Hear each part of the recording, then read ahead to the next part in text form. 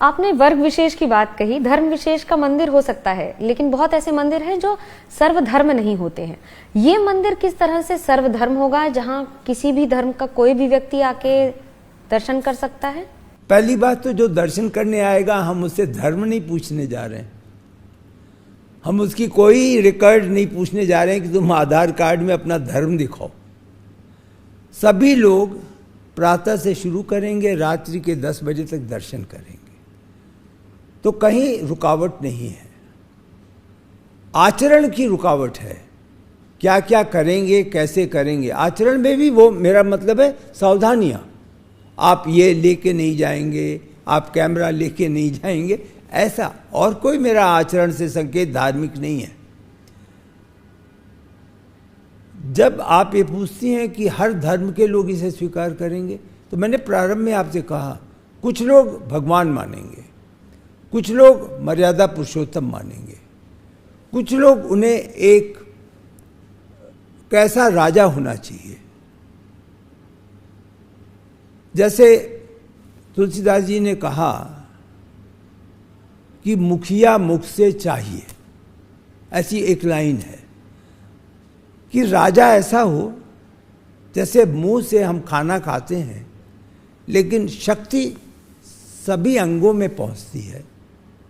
उसी प्रकार राजा को ऐसा होना चाहिए कि जो भी वो करे उसका लाभ पूरे समाज को मिले, हर नागरिक को मिले।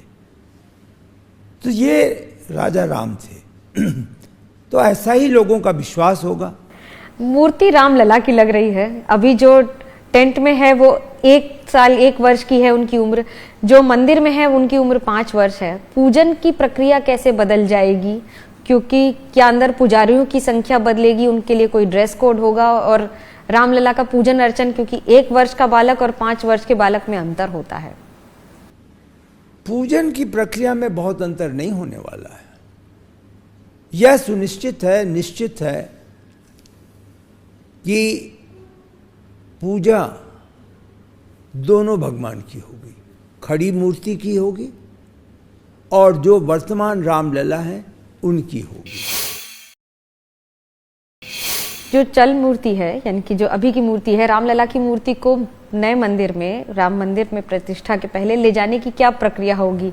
डोली में ले जाएंगे या उनको किसी सम्मान के साथ, उसकी पूरी प्रक्रिया क्या होगी?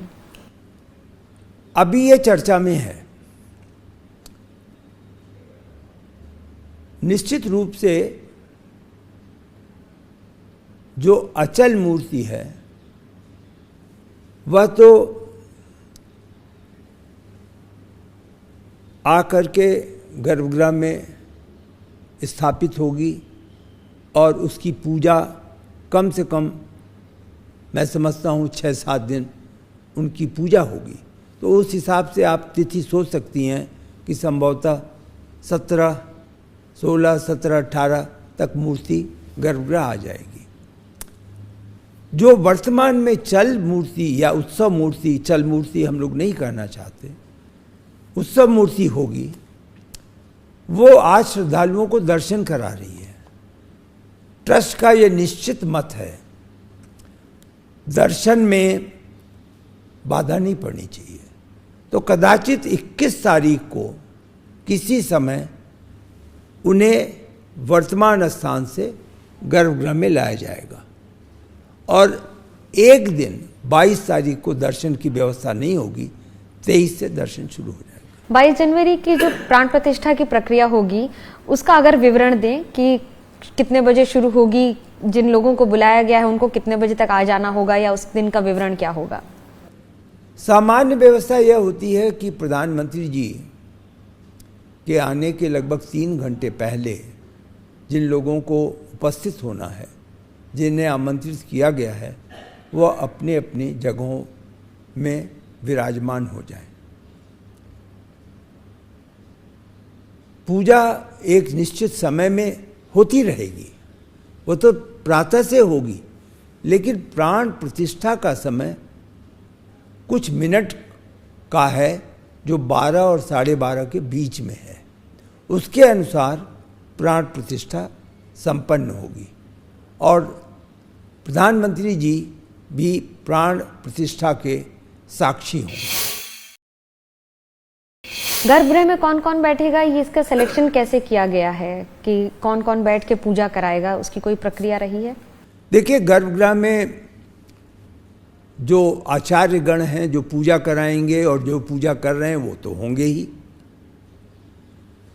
गर्भगृह में प्रधानमंत्री जी और सरसंघ चालक जी होंगे ही। गर्भगृह में जो जजमान होगा, जो पूजा के लिए होता है, जो एक अनुशासन में अपने को रखता है एक निश्चित अवधि के लिए, वो होंगे ही। गणमान्य व्यक्तियों में प्रदेश के गवर्नर और मुख्यमंत्री जी होंगे। तो यह आप अनुमान लगा सकती हैं कि इन्हीं जिन लोगों का मैंने उल्लेख किया, इनमें से ही लोग होंगे। क्या लोगों को अंदर उस दिन मोबाइल अपने ले जाने की सुविधा होगी और कार्ड ले जाना होगा, या वो भी पूरी तरह से डिजिटल कर दिया है आपने? कार्ड ले जाना होगा। कार्ड पे नंबर है, उस नंबर को वो देख के चेक करेंगे। मोबाइल अब तक ले जाने की अनुमति नहीं सोची गई है, कदाचित वही अनुशासन हो। जब आने वाले दिनों में भक्त जाने लगेंगे, श्रद्धालु जाने लगेंगे, तो उन्हें वो कौन सी 3 महत्वपूर्ण बातों का ध्यान रखना चाहिए जब वो मंदिर जाएं? 23 तारीख से जब सामान्य श्रद्धालु आएंगे तो उनको एक तो यह ध्यान रखना चाहिए कि अपने साथ कोई मूल्यवान वस्तुएं ना लाएं, क्योंकि उनको जो भी वो लाएंगे वह मंदिर तक जाने की अनुमति नहीं होगी, उनको लॉकर में रखना होगा। करीब 12,000 लॉकर की व्यवस्था है जहां लोगों का सामान होगा और आता रहेगा, जाता रहेगा। लेकिन सुरक्षा की दृष्टि से और किसी प्रकार की श्रद्धालु को कठिनाई नहीं हो, उचित यह होगा कि अपने जो मूल्यवान, जो भी बहुमूल्य चीज़ें हैं, वो जहाँ रहे हैं वहीं रख कर के आएँ। मोबाइल फ़ोन ले जाने की व्यवस्था नहीं होगी अंदर, लेकिन अगर वो मोबाइल फ़ोन लाते हैं और वो लॉकर में रखते हैं तो उसकी अनुमति निश्चित रूप से होगी। लॉकर तक वह अपना आसानी से जूता पहन के, चप्पल पहन के आ सकते हैं। उसके बाद आगे थोड़ा सा जो जाना होगा, सीढ़ियों पे चढ़ना और फिर मंदिर में जाने की बात होगी, वहाँ जूते चप्पल ले जाने की व्यवस्था वर्तमान में अनुमति नहीं है। तो मुख्य रूप से यही सावधानी बरतनी है। बाकी तो श्रद्धालु को श्रद्धा और अर्चना अपनी करनी है भगवान के सामने। मेरा आखिरी सवाल कि राम मंदिर में मूर्ति वही लगेगी जहां पर इसके पहले थी, उसी जगह ठीक अनुष्ठान दिया जाएगा, और 22 जनवरी के बाद कितने लोग दर्शन कर पाएंगे प्रतिदिन? अनुमान यह किया जा रहा है कि लगभग 1 लाख लोग दर्शन के लिए आएंगे। एक संस्था है रेलवेज की, उसको राइट्स कहते हैं, RITES। उस संस्था ने क्राउड मैनेजमेंट को स्टडी किया है और उनके अनुसार यदि 1 लाख लोग आएंगे तो 15 सेकंड से ज़्यादा दर्शन का समय नहीं हो पाएगा, क्योंकि उनका यह कहना है कि एक व्यक्ति सुग्रीव किला के मार्ग से, जो मंदिर मार्ग है, वहाँ से गर्भगृह तक पहुँचने में 45 मिनट लगेंगे सामान्य व्यवस्था में, जबकि किसी प्रकार की भीड़ नहीं होगी।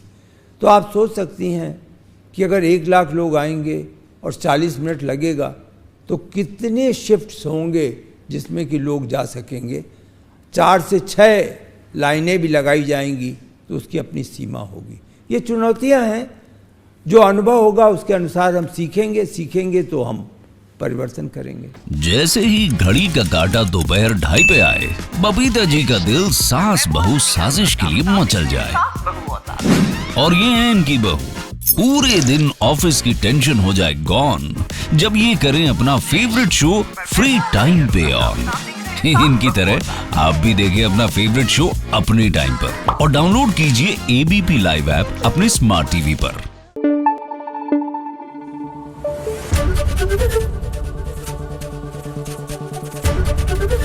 ABP न्यूज आपको रखे आगे।